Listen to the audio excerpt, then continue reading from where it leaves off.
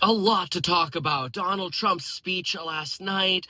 We have recession odds skyrocketing, but maybe a tariff deal. And we just got Tesla figures from Germany, February, and worse, the ADP report.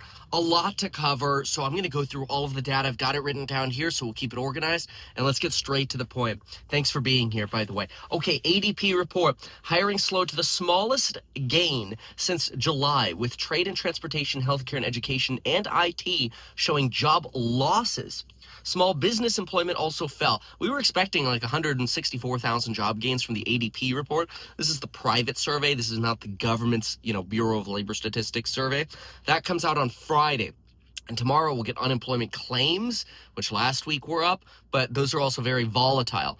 This one doesn't always align with the government one. In fact, it rarely does. People like this survey, though, as a fact checker to what people say is the rigged government one. Anyway, we were expecting 164. We got 77.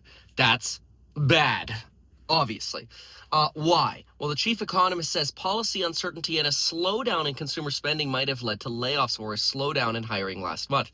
So this is very interesting because yesterday, and actually, frankly, for the past few weeks, I've been saying on the channel that in order to really recover from some of the damage that the economy has received from even just the talk of tariffs is A, you need tariffs to go away, but B, you're going to need some form of stimulus to the economy. I'm not necessarily saying stimulus checks, but Doge checks could potentially do that. It could be anything, it could be more government spending in some form. I'm not trying to shill for government spending. I'm just saying in order to help to go back to a trajectory of growth, it's not only going to have to be getting tariffs away. And we'll talk about tariffs in just a moment. And the reason I say that is because this ADP report, in its basically first quote, says A, policy certainty and a slowdown in consumer spending might have led to layoffs, right? So this is their interpretation. It's that duality. It's not just one thing. Now, you could say, hey, but consumer spending, that'll come back up again if tariffs go away. Will it? Doesn't always work that way. Once you start the cycle of pain, a business goes, damn, revenues are down. Revenues start coming up again slowly. Are they going to go right back to spending again and blowing it all? No, they might still be a little shell-shocked, like, woo-hoo-hoo-hoo. We're going to keep a little in reserve there just in case we have another slow month like that Jan-Feb period again. Anyway, our data combined with recent indicators suggest a hiring hesitancy amongst employers as they assess the economic climate ahead. Wow. Okay, so small businesses actually lost jobs. It's not a surprise to me that small businesses are starting to dump jobs. This happens a lot because small businesses, the reason they're small is often because they have the tightest margins. I hate to say it. They can have high margins, but that relies pretty much on an owner-operator, right? And then it comes down to, well, how much time does that person want to put in? But when you start growing that business is when you can scale the efforts of that one person. And that's hard. That's a very hard transition to make. And so usually the margins at small businesses are tighter. Usually, not always. Some businesses are good. But small businesses actually shrank. Goods producing and natural resources and mining shrank. Construction, manufacturing was up. But again, a lot of people are putting an asterisk on manufacturing because of trying to get ahead of the tariffs. And then, wow, yeah, trade, transportation, and utilities, red. Information, red. Financial activities, business services, those were green. Education and health services down 28K. Leisure hospitality was actually up 41K, so that's nice. But wow, that's a pretty rough report, 77K. That's definitely against expectations. So how does this tie into what some folks are saying about recession? Well, yesterday you had BCA research, and they've kind of been a little bit on the bearish side. I want to just be clear about that. I always like suggesting what people's biases are. But they've been this way really since kind of I've been a little bearish, which was last July. So, call us the early camp, if you will. They say, quote, we are lifting our 12-month recession probability from 65% to 75%, following Trump's triumph at the polls. The recent rise in bond yields over the last 8 to 12 weeks, and those in anticipation of Trump's victory, cannot be justified by an increase in GDP growth. Rather, the reason we saw a move in yield was potentially because of the pricing in of stagflation. And as soon as that inflation trickles away and turns into deflation, basically, you're stuck with the stagnation, which is very likely at this point to be negative growth. That's their argument, okay? So that's their research. That's their piece. They're raising their odds to 75%. And that is their 12-month target. I think it's worth putting a time frame on that because I think the odds of recession in the next decade are like 100%, right? But they're saying 75% over the next 12 months. So then we're going to go through Donald Trump's speech, but what I want to hit on first is what he said specifically about tariffs, because that matters very, very much here. So first, Donald Trump told us that whatever another country tariffs us, we will tariff them back. This is sort of the reciprocal, right? So if we tax the EU, obviously not a country here, but if we tax the EU to equalize the VAT taxes, value-added taxes, and then they tax us back, then we will tax them again. Sort of this never-ending back and forth tit for tat of A, uncertainty, and B, higher deadweight loss, because tariffs are an economically miserable tool. But that's obviously what we're seeing right now. Donald Trump's take is, hey, we're going to stabilize, and then we'll be able to grow better. Now, Donald Trump even suggested that there could be some short-term disruption. Now, this was a really interesting, how should I put it, admission, if you will, from Donald Trump. He basically says, hey, yeah, we might have a little bit of a hiccup or a little bit of a short-term oopsie-doopsie, but it's going to be worth it because we'll be on better footing in the future. Now, this is an argument that has led to companies on Wall Street like Nomura Research suggesting, oh my gosh, a recession could literally be what Donald Trump wants. Now, when I first read that, I go, oh, that's like the biggest clickbait bullcrap ever. Like, who writes this kind of stuff? Why would a president want tariffs? But then I looked at their data and I'm like, and their argument. And their argument was actually very interesting. See, they said that Trump wants an engineered recession because it would finally allow GDP to slow down enough to usher in lower interest rates and lower prices and a weaker U.S. dollar. A weaker U.S. dollar drives more investment into the U.S. It's cheaper to invest in U.S. manufacturing. It's cheaper to grow and build in America. And basically, a small recession that he could blame on Biden could be seen as a means to accomplishing what he wants. And frankly, this is not entirely untrue. It would be painful, and it's not priced in by Wall Street, but think of it like an economic hurricane, a hurricane that comes in and then it cuts and destroys a lot of stuff. It hurts a lot of stuff. That's totally fine.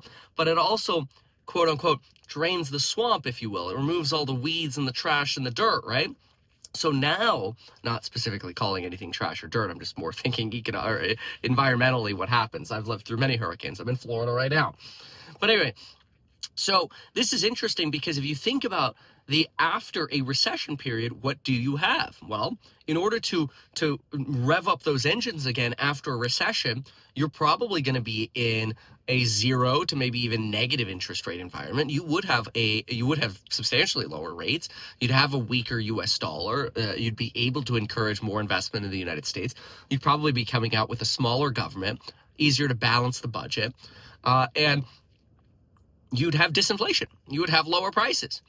And so there's some people who are arguing that Donald Trump right now is in a position where he could blame Biden for a recession in the next 6 to 12 months and then be the hero that over the next 3 years pulls us out of it. Okay? This is an interesting idea if you end up having a uneven landing. Okay, this is now what Nomura is also talking about, and it's just driving me nuts. But now all of a sudden, they're pricing in the probability of the no landing option at like 5%, The soft landing option also at like 5%. The uneven landing at like 50%, and the hard landing at like 40%. I'm tired of playing analogies, so I'm not going to go into them. I'm homesick. I'm sick of Florida. I want to go home to my family. Nobody knows homesick more than I do. I'm tired of it. Yes, is it cool to learn how to fly a jet? Yes, but I want to go home and make YouTube videos. Anyway, so I told you I'm sick of this. All right. So this is an interesting argument, though, because it would create substantial pain. It would create stock market pain in the short term. It would rally the bond market. And so, bonds up, TMF up, right? Rates would come down. Like everything he wants would actually be accomplished by a recession. So if you kind of think about it, some people are looking at that going, damn, that evil genius. No, other people are like, dude, I don't know about that, man. Because here's the thing. You're playing with fire. If you throw us into a recession, and we go to 20 million unemployed and a 15% unemployment rate, that'd be like 22 million unemployed. Well, then what do you have? Well, now you got to get those people jobs again at the end of the recession. Well, by then you're going to lose midterms. You'll lose congressional control because people are going to be pissed.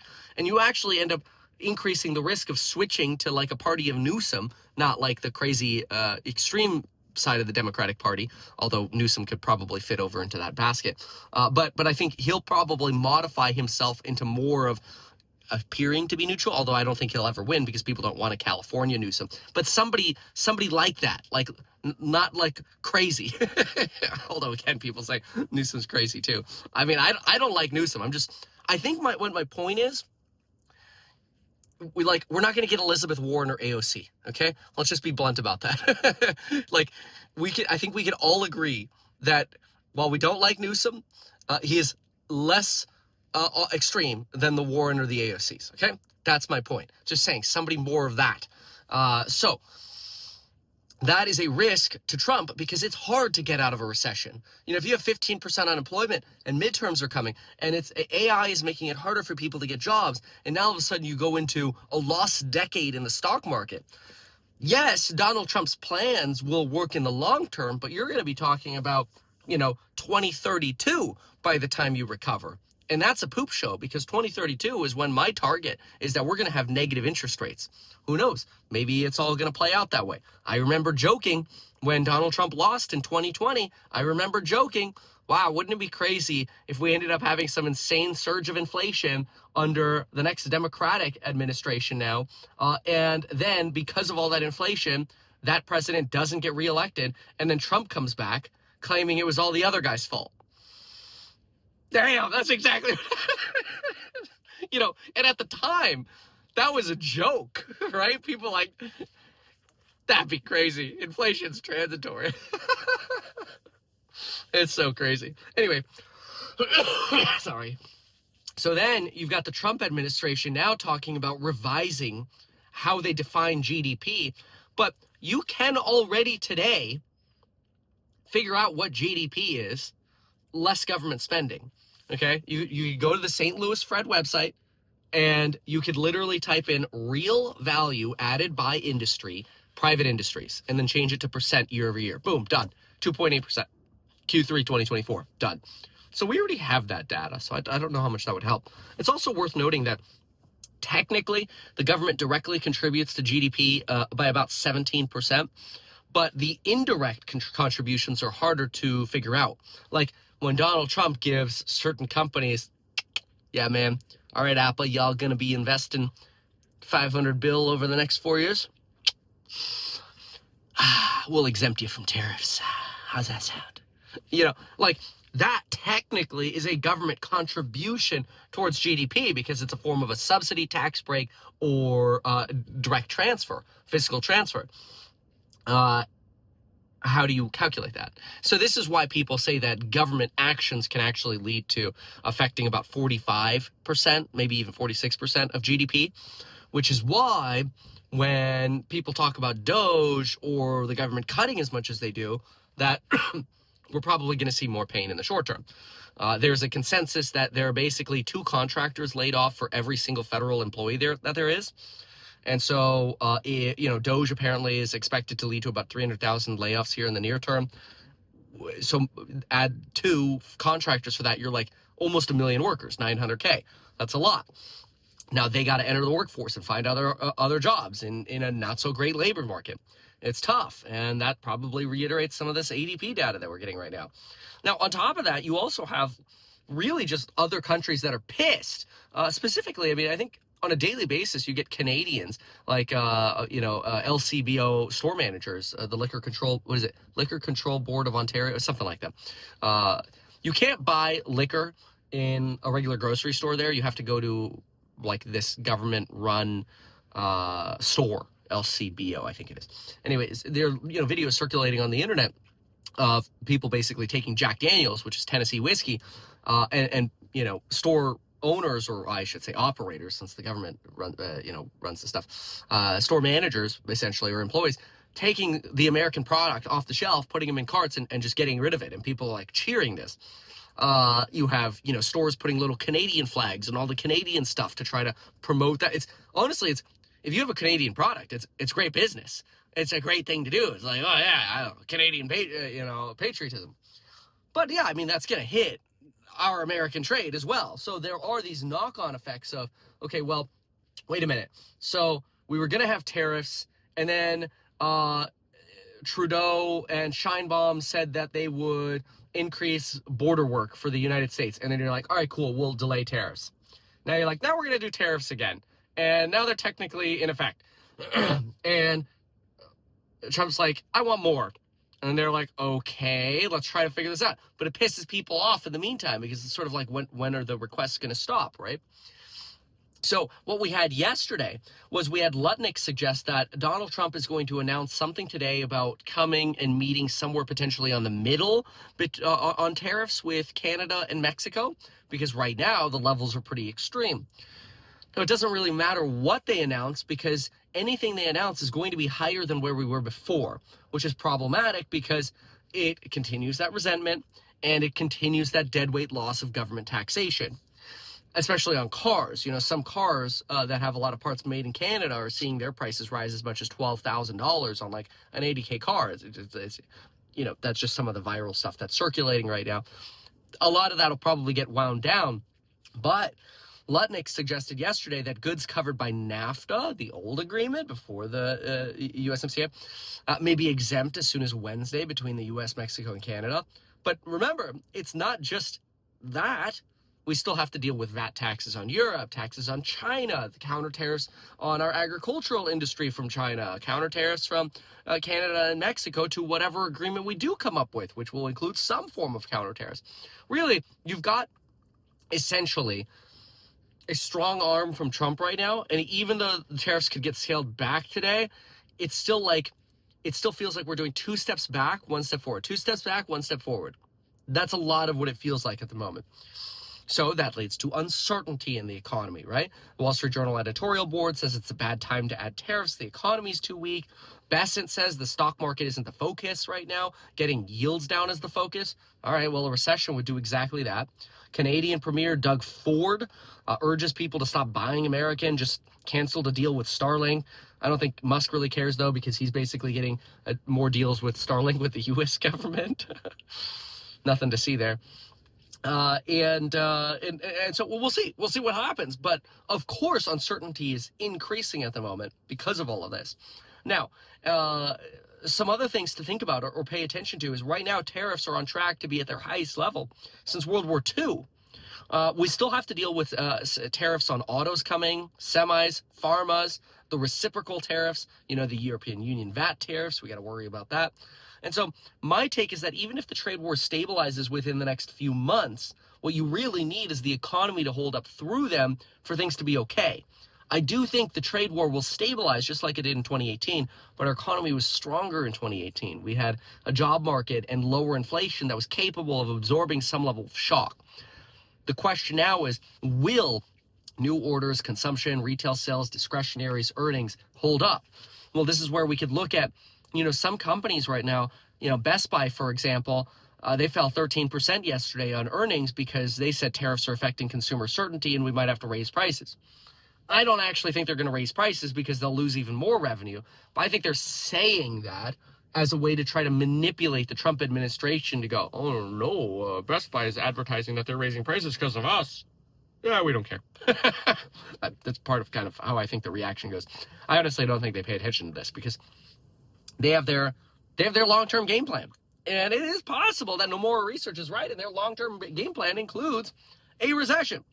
Target was down 3% on basically a flat forecast. They did try to suggest that cold weather could affect them, although, also say that consumers are strapped under financial pressures. Now, the consumer is an interesting thing to keep an eye on because consumer sentiment is obviously rolling over, and month over month, consumer spending has plummeted. But there's more than that. The top 10% of Americans are responsible for 90% of spending. So if you now all of a sudden have an extended period of a stock market downturn, then the last group of Americans who are still spending money, they're going to start cutting. And that's when you trigger the recession, because that's how you get the layoffs. It's not great. Bottom 90% are expected to have already exhausted most of their savings. Now, the 5-year break even is actually still pretty high right now, so markets are still pricing in pretty dang high inflation. Again, if we have a recession, that inflation evaporates really fast. You want to destroy inflation instantly? Have a recession. Now, rate cut expectations, we're looking at now 3 price cuts being priced in between now and January 2028. And when it comes to this potential growth scare, remember, once people are bitten, they're twice shy. It's really hard for them to go from, oh, okay, all right, trade war's over, cool, I'll go back to spending. Once people start cutting, it's a really hard, it's really hard to transition people back to spending. Now, China. China had the party meeting yesterday, inflation target 2%, GDP target 5% fine. They want to lower rates over time. They want to encourage local municipalities to acquire homes. They want to lower down payments for home buyers even more. They want to open up to other countries. China. I listened to their party meeting yesterday before the, Trump joint session of Congress speech. They are doing everything they can to grow that economy. Now, I think if the United States goes into recession, China's going to have big problems as well. But until then, you actually have a lot of deep-seek momentum pushing Chinese stocks up. I mean, look at Baba's up 52% year to date. Tencent's up 19% year to date. And a lot of Chinese stocks are doing really well because you've got a Chinese party that's basically like, no, we don't want tariffs. We want to take all the trade we can with open arms. We will set up all the partnerships we can. We're going to stay out of Russia, Ukraine as much as we can. We're just going to focus on our economy and cranking. It's kind of smart. Yeah, I got to hand it to the Chinese right now. They're being pretty damn smart. On the flip side, we still have the risk of a government shutdown on March 14th. The Senate technically needs 60 votes to prevent a government shutdown. Democrats are demanding limits on Elon Musk's power. Democrats also have other demands like limiting Donald Trump's ability to cut from the federal government. And as we saw yesterday, Al Green got removed for disrupting Trump's speech because you've got some more protests than I've ever seen before inside a joint session of Congress. I mean, I think historically nobody's actually been ejected out of a joint session of Congress. But I don't know, because history gets a little murkier the further you go back. But I certainly have never seen or heard of in history somebody getting booted. I remember when somebody heckled Obama with "you lie," they ended up getting sanctioned, which sucks for them. It's like a big slap in the face. But Al Green got kicked out by the Sergeant of Arms and his staff. That's rare. You don't really see that. Democrats also now holding up signs that on one side say false when Trump talks, and on the other side say Musk steals. This is crazy, which is where you also have to now, the divisiveness is crazy, right? Now you also have to look at and go, so what are the effects of Tesla the effects of Musk on Tesla? Well, now Bloomberg is reporting that Tesla sales are down 76% in Germany after Musk's involvement sort of in German politics. And this is where I started thinking to myself, my gosh, it's not actually just, because I feel this, it's not actually just the people who are upset by Musk's politics. It's that if you now go buy a Tesla, you have to be worried about somebody keying your car because you own a Tesla. So if somebody keys your wrapped car, it could cost you $4,000 to fix it. That sucks. So now you have to be worried about crazy vandals damaging your property because of Musk. So you could be a Tesla supporter, but actually be negatively affected as already an owner. That sucks. Anyway, okay, continuing on here. So I'm just going to go through some of the more curious things. Obviously, Elon Musk was there. There were some emotional parts of the speech. Great. Trump blamed Biden for the prices of eggs getting out of hand, inflation getting out of hand. All right, the prices of eggs were rising while Biden was still in office, and a lot of this has to do with sort of bird flu and avian, issues. But they've continued to rise after Donald Trump took office.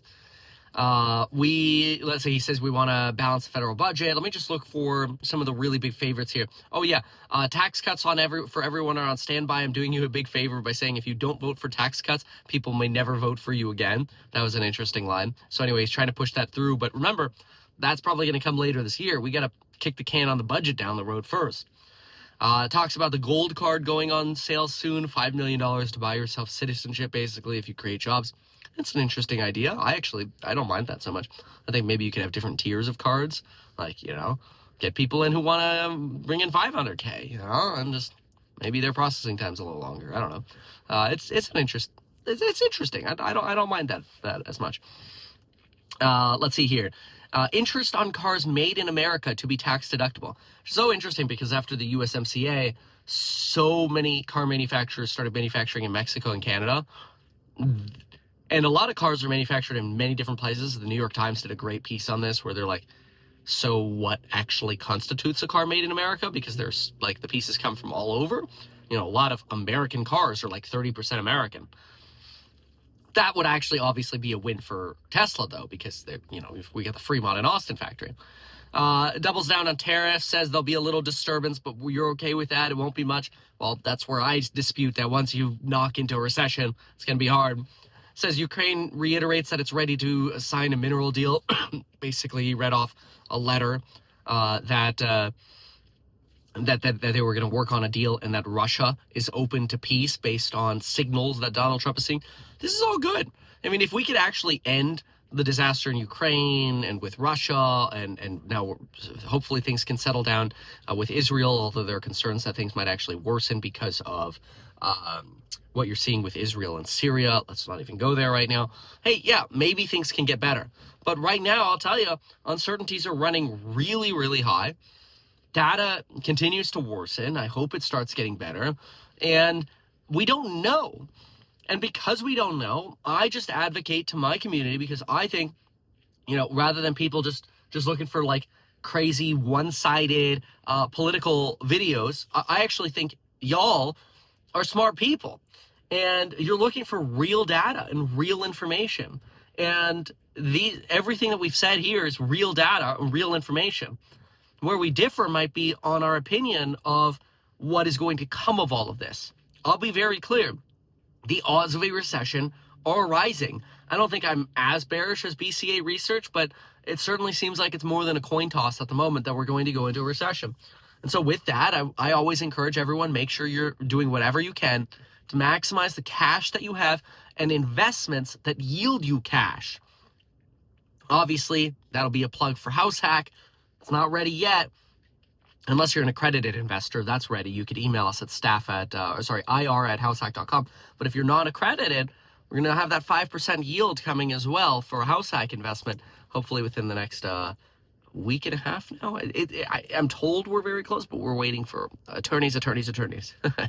Anyway, thanks so much, folks. We'll see y'all soon. Goodbye. Good luck.